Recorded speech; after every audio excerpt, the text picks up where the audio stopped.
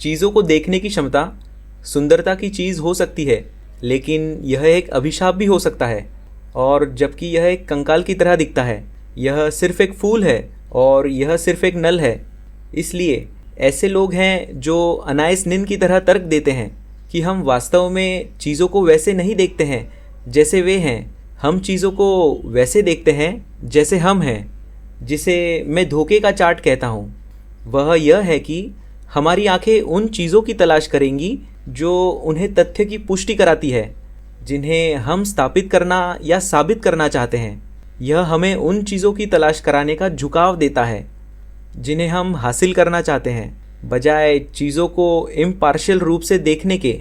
अब मुझे नहीं पता कि यूके में बच्चों के खेल क्या हैं, लेकिन डेनमार्क में, जहाँ मैं एक बच्चे के रूप में बड़ा हुआ, हमें कभी कभी ऐसी ड्राइंग बुक दी जाती थी जिसमें संख्याएं होती थी और फिर सिर्फ एक ब्लैंक पेज, और हमारा काम 1 को 2 से संख्याओं को जोड़ना होता था और 2 को 3 से और 3 को 4 से, इसी तरह जब तक कि एक सुंदर तस्वीर सामने ना आ जाए जिसमें एक घर या एक ट्रैक्टर या एक फेरी क्रिसमस हो।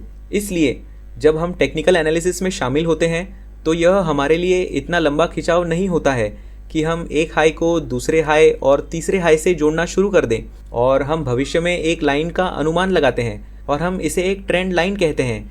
और जब एक ट्रेंड लाइन टूट जाती है तो हमें एक सिग्नल मिलता है जिसे ट्रेंड लाइन ब्रेक कहा जाता है। और यह सुंदरता की बात है, क्योंकि जब हम बैठकर अपना रिसर्च कर रहे होते हैं तो यह बहुत आसान लगता है। और हम में से कितने लोगों ने कागज़ पर सही प्रकार से रेखाएं खींचकर 4 विकल्प नहीं बनाए हैं। लेकिन जैसा कि मैंने कहा कि चार्ट का धोखा, जिसे हम एपोफेनिया कहते हैं, हमारे साथ एक चाल चल रहा है, जिसका अर्थ है कि हम इस ट्रेंड लाइन ब्रेक को खुशी से छोड़ देंगे। फिर भी जब हम इसे वास्तविक समय में ट्रेड कर रहे होते हैं तो अचानक हम इसे ट्रेंड लाइन ब्रेक को देख रहे होते हैं। और इसलिए जब ऐसा होता है तो हमें आश्चर्य होता है, क्योंकि हमारे रिसर्च के दौरान यह इस तरह दिखता था। एक ट्रेंड लाइन ब्रेक थी और बाजार ऊपर चढ़ गया और हम इसमें शामिल थे, और अब मैं इसका ट्रेड कर रहा हूँ और यह ऊपर नहीं बढ़ रहा है, वास्तव में यह नीचे और नीचे ट्रेड कर रहा है। इस मामले में आप वास्तव में बेल द्वारा बचाए जाते हैं जब तक कि आपका स्टॉप लॉस बहुत टाइट ना हो। लेकिन कागज पर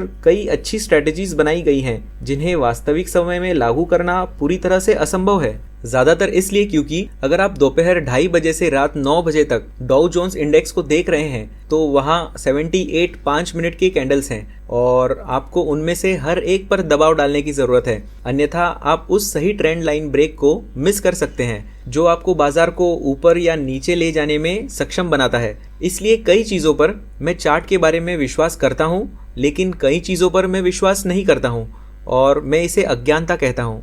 अब बुद्धिमान लोग तब तक अज्ञानी हो सकते हैं जब तक उन्हें अन्यथा सूचित न किया जाए। इसलिए ऐसी चीज़ें हैं जिन पर मैं विश्वास नहीं करता।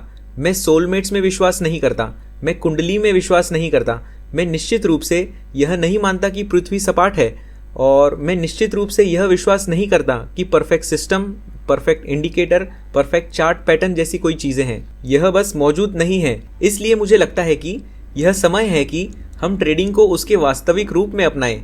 मेरे लिए ट्रेडिंग सीरीज ऑफ अपॉर्चुनिटीज़ है जहां मैं ज़्यादा उम्मीद नहीं करता, लेकिन मुझे पता है कि मैं एक स्टॉप लॉस लगाऊंगा जो इस बात से संबंधित है कि मैं कितना रिस्क उठा रहा हूं। लेकिन रिस्क वर्सेस रिवॉर्ड की पूरी अवधारणा एक और चीज़ है जिस पर मैं एक शॉटगन लेना पसंद करूंगा और इसे मौत के घाट उतार दूंगा, क्योंकि जब हम रिस्क वर्सेस रिवॉर्ड के बारे में बात करते हैं तो आप कैसे जानते हैं कि आपका रिवॉर्ड क्या होने वाला है? ठीक है, आपके पास एक क्रिस्टल बॉल है। मैं आपको एक ठोस उदाहरण देता हूँ। मैं DAX में ट्रेड कर रहा हूँ और मैंने निर्णय लिया है कि मैं 20 अंक रिस्क में डालना चाहता हूँ। मैं एक अध्ययनशील ट्रेडर हूँ। मैं तर्क दे रहा हूँ कि आप जानते हैं कि मैं 20 अंक रिस्क में डालने जा रहा हूँ और मैं 40 अंक बनाने की उम्मीद कर रहा हूँ, और इस घटना में मैं वास्तव में सही हूँ। मान लीजिए मैंने DAX को 20 पर खरीदा है और यह 40-60 तक बढ़ना शुरू होता है और यह 60 पर आता है, और मैंने अब कागज़ पर जितना रिस्क उठाया था उससे 2 गुना कमा लिया है। आपको क्या लगता है कि जब हम 60 पर पहुंचेंगे तो क्या होगा? आपको लगता है कि मैं बस यही कहूँगा कि इस तरह रिवॉर्ड टारगेट प्रस्तुत करने का पूरा विचार इस विचार को पूरी तरह से नकार देता है कि प्रॉफिटेबल ट्रेडर्स वास्तव में कैसे ट्रेड करते हैं। वे प्रॉफिट टारगेट्स कभी भी निर्धारित ही नहीं करते हैं।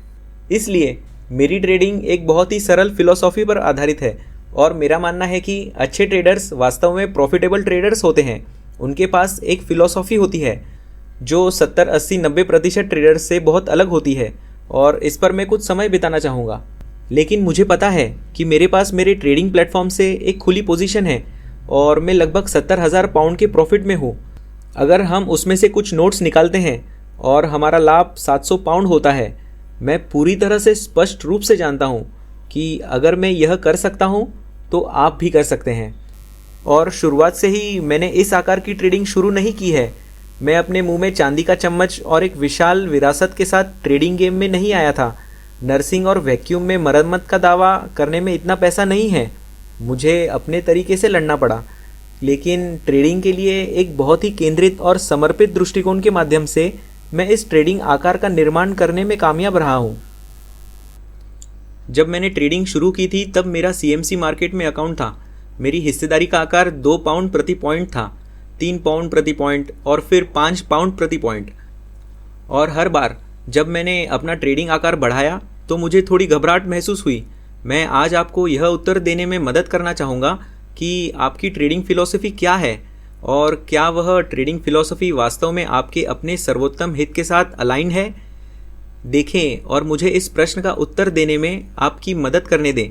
शायद यह आपके लिए सोचने के लिए कुछ है, शायद अभी नहीं, लेकिन यदि आप बाज़ार में बहुत सारे अंक बनाना चाहते हैं तो आपके पास 2 दृष्टिकोण हो सकते हैं। आप बहुत सारे अंक बनाने के लिए बहुत सारे अंक रिस्क में डाल सकते हैं या बहुत कम रिस्क उठा सकते हैं, लेकिन फिर आपको इस संभावना के लिए तैयार रहना होगा कि आप बार बार गलत होंगे। और इस बिंदु पर मैं आपको इस बिज़नेस में अपने एक सहयोगी के बारे में कहानी बताना पसंद करूंगा। एक राइट ओल्ड नेस्टा, जिसका मैं बहुत सम्मान करता हूं। उन्होंने 1 मिनट के चार्ट पर दक्षिण अफ्रीकी शेयरों का ट्रेडिंग करने वाला एक फ़ंड मैनेज किया। हाँ, मुझे यह भी नहीं पता कि आप दक्षिण अफ्रीकी शेयरों में 1 मिनट के चार्ट पर हेज फंड ट्रेडिंग चला सकते हैं, लेकिन उन्होंने टॉम टिम मार्क द्वारा इन्वेंटेड एक स्ट्रेटजी का प्रयोग किया जिसे तुम तमाक सीक्वेंशियल इंडिकेटर कहा जाता है। आपने इसके बारे में सुना होगा। कृपया मुझसे इसके बारे में गहराई में सवाल न पूछें, क्योंकि मैं निश्चित रूप से एक एक्सपर्ट नहीं हूँ।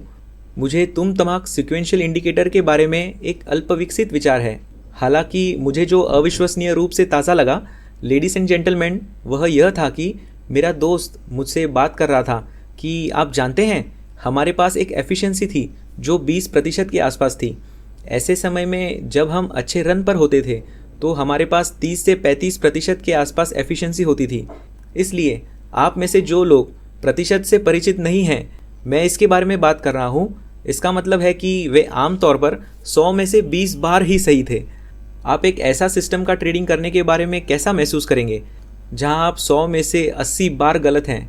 क्या यह आपके लिए आसान है? क्या आप उन चमत्कार विज्ञापनों पर विश्वास करने के लिए अधिक इच्छुक नहीं हैं?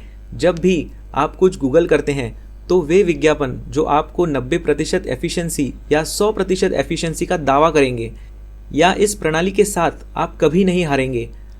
कौन अपनी सही समझ से ऐसी प्रणाली का ट्रेड करेगा जो केवल 20% समय ही सही होती है?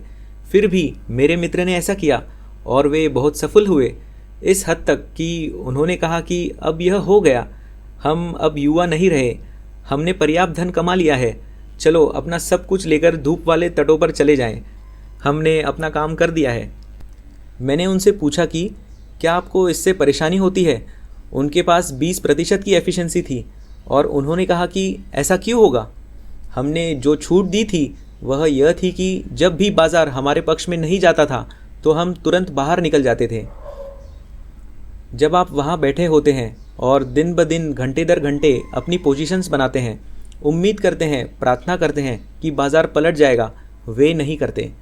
इसके लिए धैर्य की आवश्यकता होती है। इसलिए मैं यहाँ आ सकता था और मैं अगले 2 घंटे एक के बाद एक ट्रेडिंग नियम पर जाकर बिता सकता था, लेकिन मैं सबसे अच्छे ट्रेडर्स में से एक रिचर्ड डेन को रिपीट करके सही काम करने में कुछ आराम करना चाहूँगा, जो एक प्रसिद्ध कमोडिटी ट्रेडर हैं, जो टर्टल ट्रेडर्स नामक ट्रेडिंग समूह के संस्थापक थे। और उन्होंने कहा, और मैं रिपीट करता हूँ, हम अपने ट्रेडिंग नियमों को वॉल स्ट्रीट जर्नल के फ्रंट पेज पर पोस्ट कर सकते हैं और फिर भी लोग उनसे पैसे नहीं कमा पाएंगे।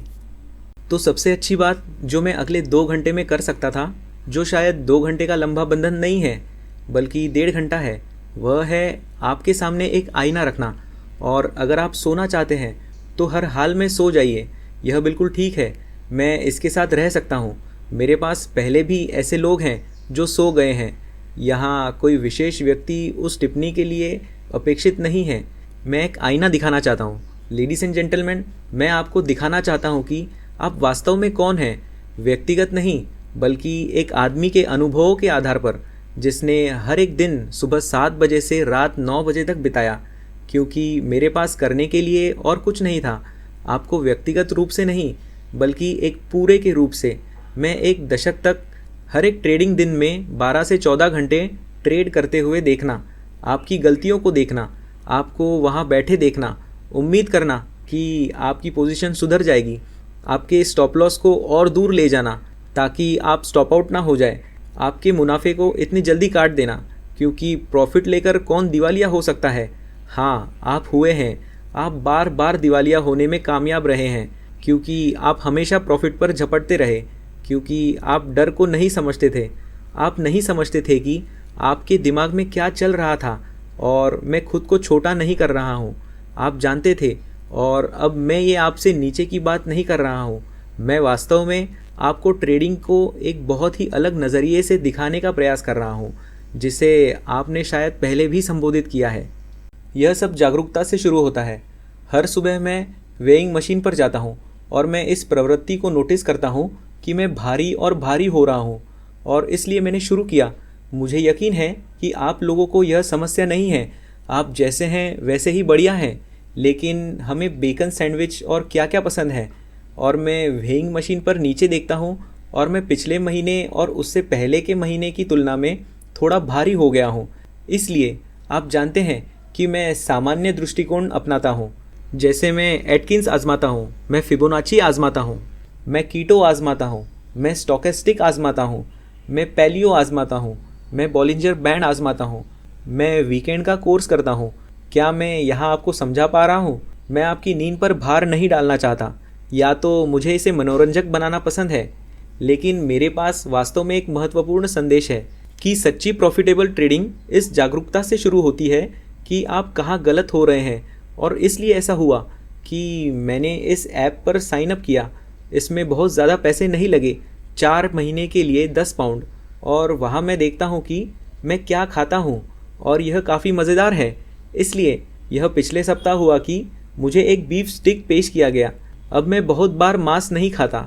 आप जानते हैं कि जब आप 50 वर्ष की आयु पार कर लेते हैं और उसके बाद आप अपने फैट्स को कम करने की कोशिश करते हैं, क्योंकि आप लंबा और स्वस्थ समृद्ध जीवन जीना चाहते हैं। लेकिन वहाँ यह था, और जब कोई व्यक्ति बनाता है तो आप मना नहीं कर सकते। और फिर एक अच्छे बीफ स्टिक के साथ चिप्स आते हैं, और चिप्स के साथ आता है मायोनीज़। यहाँ यूके में प्लेट में सबसे ऊपर विनेगर। अगर यह मछली और चिप्स और विनेगर था, जब तक कि आपके होंठ नीले ना हो जाए। लेकिन हम डेन्स को हमारा मायोनीज़ पसंद है, और इसलिए मैंने मायोनीज़ की एक अच्छी पुरानी दीवार ली, चिप्स पर छिड़का। लेकिन जब रजिस्ट्रेशन का समय आया, जिसे हम गणना का दिन कहते हैं, मैंने चिप्स के लिए 350 कैलोरी जोड़ दी, और फिर यह मायोनीज़ की हार्मलेस छोटी सी परत चिप्स के ऊपर खूबसूरती से छिड़की गई, और यह 300 कैलोरी थी। और मैंने इसे देखा और मुझे पता चला कि अगर आप इसे छोटी सी गलती कहते हैं, तो मेरे दैनिक सेवन में 750 कैलोरी जुड़ गई थी। और यह देखते हुए कि मैं खुद को 2100 कैलोरी तक रखने की कोशिश कर रहा हूँ, मुझे लगता है कि क्या यह वास्तव में इसके लायक था? क्या कुछ मायोनीज़ पर, कुछ चिप्स पर अपने दैनिक सेवन का 1/3 खाना उचित था? जवाब नहीं है, लेकिन यह एक जागरूकता के साथ शुरू हुआ। इसलिए अगली बार जब मैंने चिप्स खाए तो मैंने कहा, हाँ, लेकिन मेरे लिए कोई मायोनीज़ नहीं। बहुत बहुत धन्यवाद। मुझे लगता है कि यह मायोनीज़ से कुछ अच्छा है। यही बात ट्रेडिंग के साथ भी लागू होती है।